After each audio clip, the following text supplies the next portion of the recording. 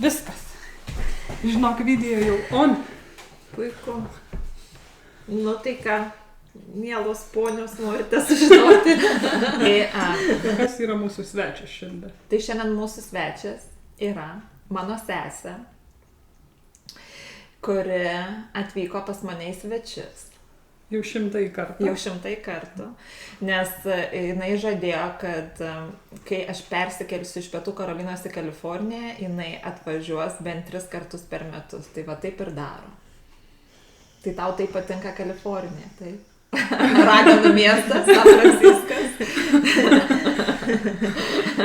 Ne, Raganų miestas yra New Orleanas. O San Franciskas man patinka turbūt dėl to, kad tu jame gyveni. Aš šiaip tai nelabai, ne. Nes kaip jau išsiaiškinom, labiau mano miestas būtų Los Andželas. Bet ir jame buvai nemažai kartų, ne? Tai žinoma, kaipgi kitaip. Bet, pavyzdžiui, kaip turistė, kaip tau atrodo, vat, tos patirtis, nu, vat, gal įdomiau man apie čia Bay Area, nes tu iš tikrųjų, nu, labai daug esi apkeliavus ir kaip tau atrodo kaip turistai, kuri Amerikos, nežinau, dalis ar vieta, arba čia kažkas iš aplinkai, kas tau labiausiai patinka. Ir kur dar norėtum nuvažiuoti, bet tavo sesė tavęs nesiveža? Aplink čia, ar ne? Nu, nebūtinai. Mes vakar buvom Las Vegase, bet čia jau ne tas vėl regionas, ar ne? Šitam Mia Wolf projekte. Tai labai paliko didelį įspūdį, kaip šiuolaikinės, kaip skaitmeninis menas šiais laikais įtraukiamas į tas patirtis ir kuria emocijas ir istorijas ir puikiai išnaudojamas monetizacijai verslo prasme. O Kalifornijoje dabar konkrečiai, aišku, Los Andžele yragi visas studio parkas, tai čia turbūt mano mėgstamiausia vieta. Bet kiek kartų gali jį važiuoti, žinai, nes kiekvieną kartą toks jausmas, tu atvažiuoji ir mes važiuojam ir vėl, žinai, nespėjai atsinaujinti taip greitai, kaip tu atvažiuoji. Nu taip, aš paskutinį kartą, kai buvau, tai Fast and Furious dar neatidaryta. Tai aš tai bent kartą į metus tai mielai, nesvarbu, kad viskas tas pats, bet kas kartą vis atrandi kažkokių tai naujų dalykų, nes, nu, visų pirma, aš esu tame versle, tai man visada įdomu yra, kaip viskas sustyguota, kaip viskas veikia, kaip imami pinigai ir uždirbami. Tai ta dalis irgi yra labai įdomi man pačiai. Bet žinai, aš pavyzdžiui galvoju, kad čia tiesiog yra milijonai tų žmonių, tai tiesiog galbūt bet ką sukursi, vis tiek turės savo klientūrą, nes labai daug žmonių, žinai.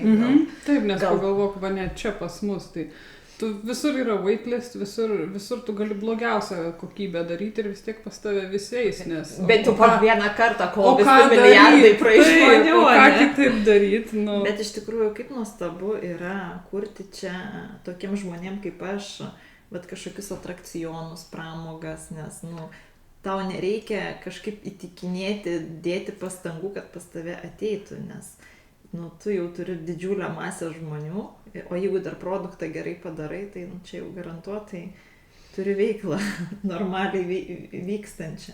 Bet tai tu manai, kad galėtum tu gyventi čia? Nes žinai, kai tu atvažiuoji kaip turistė, yra vienai, bet ar galėtum iš tikrųjų gyventi? Mestum viską ir kraustytum. Ir kurtum čia savo visus projektus? Nu, nežinau, turbūt man labiau patinka atvažiuoti čia pabūti ir grįžti į savo lietuvėlę ir į savo anykščius sodybą ežero kranto. Nes iš tikrųjų čia toks kaip ir gaunasi šiek tiek paradoksas, bet man atrodo, kad tu net kas liečia San Francisco lietuvių bendruomenę, tu net daugiau žmonių pažįsti, negu gal mes pažįstam, nes tu su jais susitinki ir apie tai ir norėjau pakalbėti, nes čia gal buvo pagrindinė priežastis, dėl ko norėjau pasisodinti čia tave prieš mikrofoną, kad papasakotum apie tas patirtis, kur tu tuos lietuvius susitinki ir pažįsti, nes kiekvieną kartą, kai grįžti iš tos patirties, mes atrandam, kad mes jau pažįstam tos pačius žmonės. Tai konkrečiai kalbu apie Burning Maną, tai ar galėtum pasidalinti savo patirtimi, nes jau žinau, kad čia mūsų draugai gyvenantys čia jau užsiregistravo, jau turi, taip, jau susiruošę ir yra, kas važiuoja metai iš metų ir tu jau buvai kiek kartų jame? Aš tai tik 2 kartus dar. Tik 2 kartus, ne, buvai.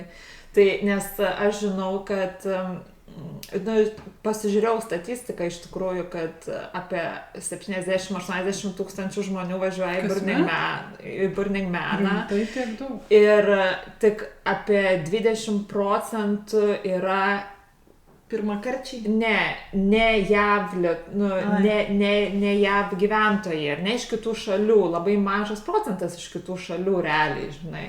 Natūralu, nes tai kitos šalis turi savo galbūt renginiai. Tai yra regioniniai renginiai Burning Mano, kiekvienoje šalyje, tame tarpe ir Lietuvoje. O tu buvus lietuviškam Burning Mano? Bet šiemet bus Liepos 2-5 dienom, tai aš dalyvausiu.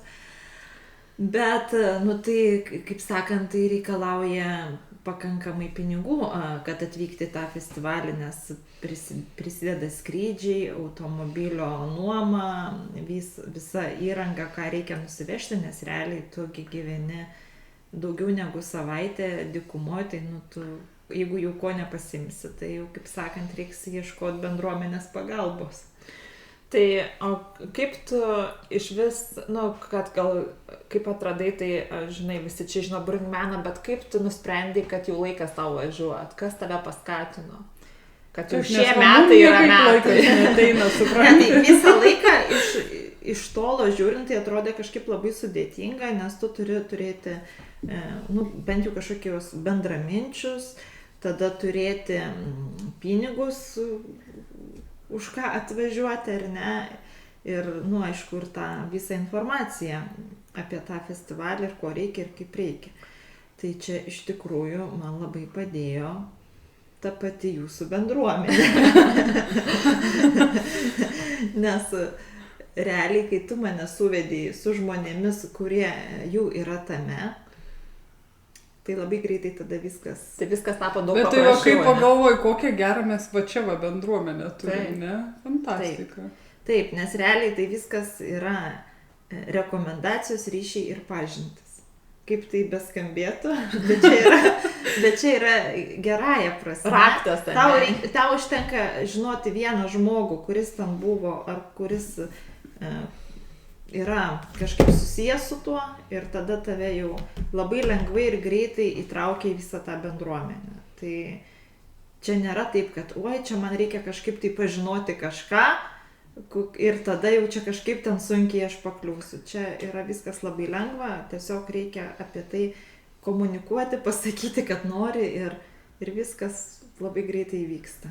O dabar apie tas pačias patirtis, tarkim, kaip tu, vis tiek žinai, ten skaitai, ten gal forumus, prieš važiuojant, turi kažkokį įsivaizdavimą, kažkas pasakoja ir po to tu nuvažiuoji.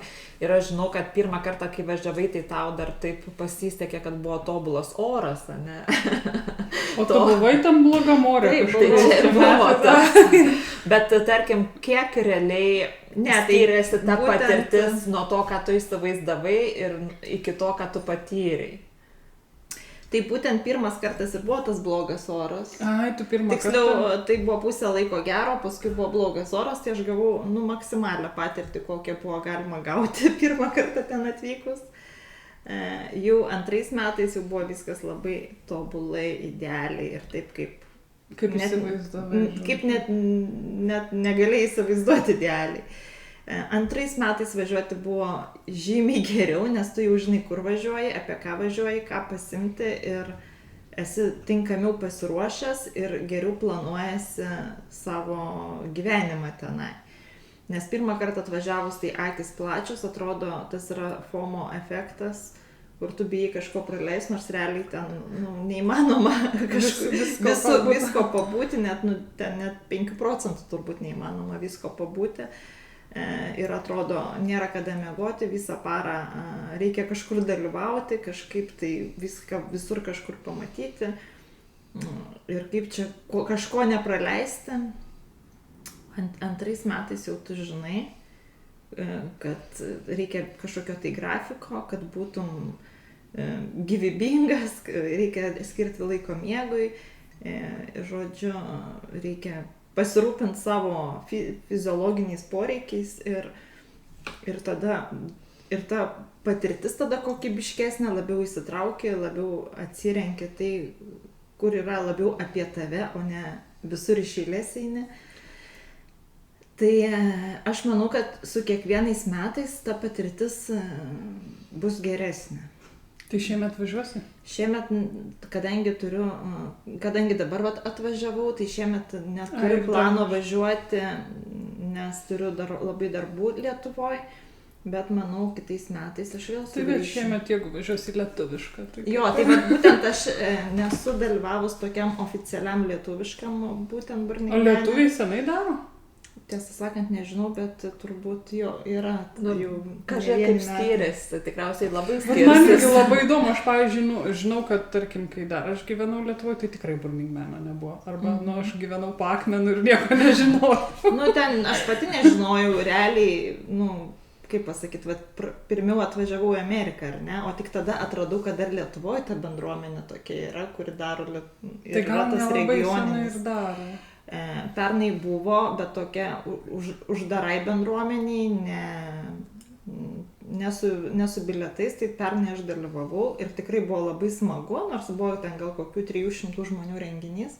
Šiemet, manau, jisai bus ženkliai didesnis, nes jau čia kaip ir oficialus šiemet renginys tas. Tai pasižiūrėsim, palyginsim tą patirtį. Aišku, tai yra visiškai totaliai skirtingi masteliai. Bet vis tiek bus to turinio, manau, žmonės ruošiasi, daro tuos artus. O kur vyksta Lietuvoje? Dar kol kas nepaskelbta, kur vyks, bet kas kažkur kitur buvo pernai prie Riogalos, kažkur ten, kažkokioj tai stovyklavietėj. Tai visi principai realiai yra tie patys, tas visas turinys yra apie tą patį, tik aišku, mastelis yra ženkliai mažesnis. Bet žinai, kai skirtingų kultūrų žmonės susitinka ir tas įvyksta toks, žinai, aš įsivaizduoju, kad daug daugiau, ta prasme, daug daugiau meno prasme ir visom kitom prasme, negu, žinai, lietuviai susitinka ir kažką padaro. Ne, tai ir biudžetų prasme, ir čia visą laiką, kas liečia, čia vis tiek paimkime, tai yra šiaip ar taip, tai yra toks pramogavimo būdas, ar ne, ir kuris kainuoja pinigus. Tai gerai, o dabar jeigu grįžtam į tikrą Burning Man, ne, čia nais, tai kaip tu manai, apie ką jis yra? Jeigu tu pasakytum žmogui, kuris gyvenime nežino, kas tai yra. Ten važiuoti. Tai manęs mes tikint nereikia, bet kaip papasakotum žmogui, kuris nežino, kas tai yra, tai apie ką tai? Apie patirtis. Nežinia, apie patirtis tai skamba, ar aš čia būsiu viešbutį ir žiūrėsiu į vandenyno krantą. Aš tai manau, kad bet kokiu atveju, jeigu yra... Apie meną, apie ką daugiau? Tai yra ir apie bendruomenę, apie meną, apie santykius, apie pramogas, apie kažkokias naujus atradimus, patyrimus, dalinimąsi, labai daug. Iš tikrųjų, tai jeigu nesigirdės, kas tai yra, o dabar pirmą kartą girdi, tai tiesiog reikia GPT-tinti. Ir aš manau, bus visa informacija duota, o YouTube yra milijonai visokių vaizdų, kur galima pasižiūrėti, apie ką tai yra. Nes tai, pavadinkim oficialiai, gal tai yra kaip ir festivalio tas statusas. Formatas. Jo, bet tai toli gražu nėra tiesiog festivalis. O kaip tu manai, tos gyvenimo sąlygos, jos priduoda to, kažkokio prieskonio? Čia labai, žmonių, man tai yra fan, nes, tu tokiuose sąlygose šiaip niekada gyvenime negyventum, neatsirastum. Ir tai tokio prieskonio, tokį spicy priduoda, prie viso to, kas tenai vyksta. Nes jeigu ten tu gyventum viešbutį, tai nebūtų taip fun ir normaliom sąlygom, normaliu oru prie jūros, ar ne.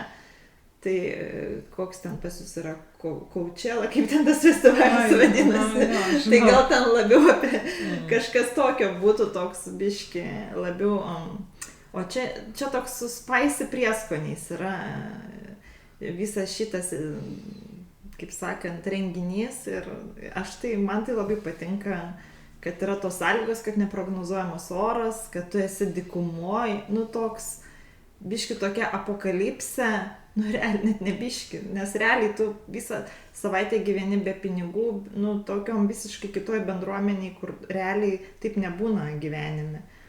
Ir tas toks tikrai įkritimas į tą tokį visiškai realų patyrimą, kur ne tai, kad atėjai kaip į filmą, ar atėjai į kažkokį tai performansas, valandą pabuvai tame performanse ir vėl išėjai į gatvę ir vėl tavo gyvenimas tęsiasi. Čia tu jau per savaitę tame performanse, pavadinkim, visą parą jau tu realiai atitrūksti nuo realybės ir man tai yra idealios atostogos, nes nei tu internetu naudojasi, nors dabar aišku, jisai jau yra atsiradęs ir ten, jeigu yra poreikis, tai ten gali rasti vietų ir įsijungti, bet nei toks visiškai atitrūkimas, smegenų perkrovimas ir visiškai panirimas į tą tokį paralelinį pasaulį, kur, žodžiu, visiškai viskas kitaip veikia ir toks, man tai poilsis yra, toks poilsis smegenims, pavadinkim, nuo tos savo gyvenimo realybės. O kaip tu galvoji važiuoti geriau vienai, su draugais, su nežinau, vyru, vaikais, žmona? vyrais ir visais kitais. Vaikais tai tikrai ne. Bet aš žinau, kad važiuoja žmonės. Tikrai Jeigu važiuoja. ten atskirti tie vaikai, į Šiaip vaikų tai tiesiog skyrelį. tu neini tas turbūt pramogas, kur skirtos suaugusiems, bet šiaip man tai asmeniškai nelabai suprantama. Aš nenorėčiau tikrai vežtis ypač mažamečių vaikų, nes, tai... Nes tada tu pagal juos ir vaikštai. Būtent, tada jau yra kitų pramogų pilna pasaulyje, kur tikrai galima dalyvauti su vaikais, tai nemanau, kad čia yra ta vieta. Ir šiaip tokia yra tendencija, kad jau tokie subrendę žmonės labiau renkasi šitą vietą. Aišku, jaunimo yra, bet tokie 40 plus amžiaus žmonės, čia yra Pats tas ir didžioji dauguma, gal pavadinkim, jeigu taip skaičiuoti. Tai su kuo tu, pavyzdžiui, jeigu važiuosi kitais metais, tai važiuotum su savo vyru ar su... Aš tai manau, kad labai yra naudinga paturėti įvairių patirčių, nes bet kokiu atveju tai yra apie tavo santyki su tuo, kas ten vyksta ir tavo, kaip sakant, tavo, tu dar yra puikia galimybė pažinti save, kai tu esi ten vienas, kaip tu su tam tikrais dalykais dylini toje aplinkoje ir tame gyvenime. Mes tokį turim TV show Temptation Island. Tai gal ten irgi tokia dalis yra, žinai.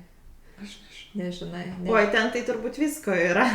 Tai šiaip tai faina yra turbūt patirtis važiuoti vienai, važiuoti su draugais, važiuoti su partneriu, tai visaip yra. Žodžiu, ne su vaikais, svarbiausia. Bet ne su vaikais, nežinau, čia jau labai nuo žmonių priklauso, kažkas ir į Everestą ten lipa su kūdikiais, ar ten ne į Everestą, bet į kažką tai panašaus, ar ne.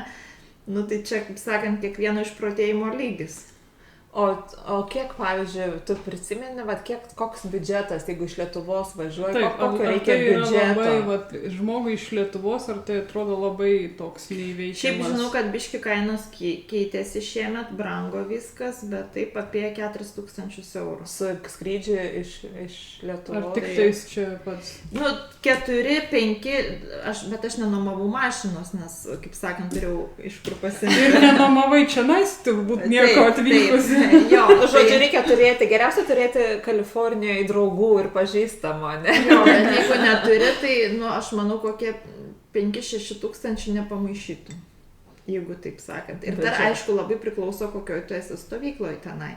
Nes ten viskas yra, veiksmas vyksta stovyklose, nes dykumoje sunku ne bendruomeniai išgyventi vienam.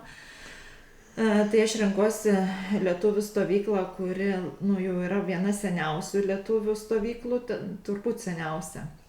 Ir kuri turi visą įrangą, kaip sakant, maksimaliai komforto, kas tenai yra. Tai nereikia vežtis nei dviračių, net gali palapinės nesivežti ar... Bet tu tiesiog susimoki už šitai, jeigu tave ten priema į tą stovyklą. Taip. Bet tu gali tiesiog su kuprinėlė savo smėlę apsibrėžti ratuką, ar čia gyvenu. Ar nelabai ten tavęs taip. Įsivaizduokit gyvenimas dykumoje, kur yra smėlio audros, ar tos pats... Ne, bet žinok, Amerikoje, matai, mes kadangi esam skaičiusios ten apie tuos, kur išeina be GPS ir žygiuoja per kalnus 1-2 mėnesius, tai supranti, kaip tas kiekvieno komforto lygis skirtingas. Jo, tai čia... Kiek jis gali pakelti, ne? Kaip sakant... Bet ten tikriausiai tokių yra, kur šalia miega ant žemės. Ant žemės tai ne, jie turi savo palapinę. Taip, savo automobilį miega, bet tokių yra tikrai mažuma. Beveik viskas yra tuose kempuose. Taip, nes bendruomeniai nuo akmens amžiaus laikų buvo lengviau išgyventi. O šitos patirtis kaip nors pakeitė tave? Ar tavo mąstysena ką nors? Ar tiesiog davė tokį excitemento ar gal kitokį požiūrio kampą? Dėl ko tu vėl nori grįžti? Nes kiekvieną kartą tu nežinai, kur tave nuves. Ką tu patirsi, ką tu sutiksi, ką tu pamatysi. O man tai yra tiesiogiai įkvėpimas savo darbe, tiesiogiai organizuojant renginius, tai pamatai kažkokį įdomesnį kampą, kažkokią pramogą, kaip gali, tai, žodžiu, kaip sakant, praplėti pažiūrį. Tu tokia važiuotoja praktinė. Taip, mano visas pramogavimas yra realiai darbinis. Tai man tai yra kaip stažuotė. Geras žodis. Taip, tai visos pramogos man visada yra noras joms, nes aš tai žiūriu kaip į stažuotę plėsti savo, kaip sakant, pažinimą aplamai galimų pramogų pasaulyje ir kaip tai galima būtų pritaikyti savo klientams. Tai kada jau reikia pradėti žiūrėti tų bilietų, nes čia loterija, ar ne? Taip, registruojasi puslapyje, tada būna datos, kada vyksta pardavimas ir tada bandai laimę nusipirkti bilietus į festivalį, o tada nusipirkus dar ieškai, kur tu gyvensi, kokioje bendruomenėje ir pas ką. Eik tu savo, kaip sudėtinga. Čia kaip į olimpiadą, žodžiu, bilietų gauti. Viskas nėra taip sudėtinga, kai nori ir esi tikrai turi tą norą važiuoti. Ir pažįsti ką nors, kas jau buvo. Tai tada tiesiog viskas labai supaprastėja. Tai žodžiu, kas nori susipažinti su Renata ir turėti pažinčių. Tai rašykit mums. Komentuokit. Būtinai turit followint. Aha, pažiūrėk, jau mano irgi jau matosi. Palauk, gal jis parodyt. Va taip, neišpilk ant mano staltiesės. Va čia, va šitaip. Žodžiu, aš jums atvežiau iš Lietuvos šitos podelius, kad visą laiką prisimintumėte, kad iš kiekvieno dalyko galima pasidaryti savo pramogą, patirti ir kažkokią tai istoriją.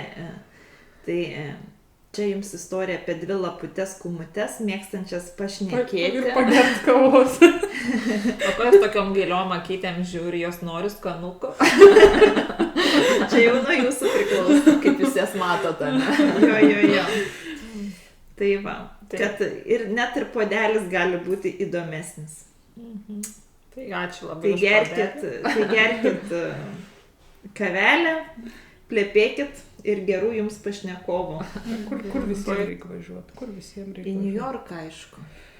Be abejo. Žinok, ir mums reikia New Yorką.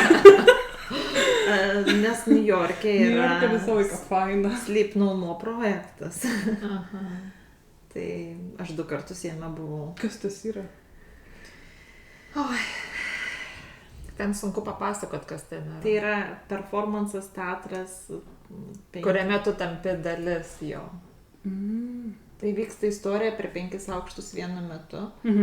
Ir tu prisiriši prie kokio aktorius ir slampinėjai paskui jį. Bet vienu metu vyksta... Arba jis prie tavęs prisiriša ar slampinėja. Jo, bet ten daugybė aktorių, vienu metu vyksta istorija. kaip gyvenime, ar ne? Ta prasme, kažkas su kažkuo pykstasi, kažkas romano turi, kažkas prausėsi vonio. Kažkas maudosi, kažkas mylisi. Ir tu nežinau, ta prasme, tu... Tai čia kaip šitie, kur čia va būna Halloween tie performansai, ne? Kur bet tarpusavį visi tie personažai susiję yra vienas siužetas, viena istorija. Kaip dalyvautum kokioje Šekspyro dramoje, ar ne? Bet tu pats nežinai, ką tau sekti. Bet čia toksai pastoviai vykstantis, ar čia, aš matai, buvus, nežinau, kad toks. Ir ten, tu, aišku, turi turėti rezervaciją iš anksto, ir ten visi su kaukėm eina, ir tie, žinai, tu turi turėti, ten duoda tau kaukę. Ir tu eini iš kambario į kambarį, kaip, žinai, iš skyriaus į kitą skyrių, kaip jeigu knyga būtų, ne? O jeigu vaikščiotum po daugiabutę, ne, kur vyksta gyvenimas, ar ne? Ir tu pas vienus užeini, pas kitus, bet jie visi tarpusavį susiję, kažkokios intrigėlės. Bet ir jeigu tu nori žinoti, kai baigėsi istorija, tu turi viską praeiti. Viską turi apeiti. Nes tie aktoriai, jie vis kartoja tą pačią sceną, nes žmonės, žinai, eina, vis kitas rautas, ne? Ir jie vis valandą istorija kartojasi ir galiausiai baigėsi finalinė scena ir tu vis tiek visko nepamatysi per vieną apsilankymą, nes per daug visko vyksta, kad suprastum. Tai aš buvau 2 kartus. Tai per 2 kartus daug aš esmę jau labiau pagavau negu per vieną kartą. Tai labai gera patirtis. Man tai New York'e turbūt buvo vienas iš geresnių patyrimų. Nu tai ką, gražuolės, einam gert kavos. Jungiam tas kameras. Ir aptariam gyvenimą.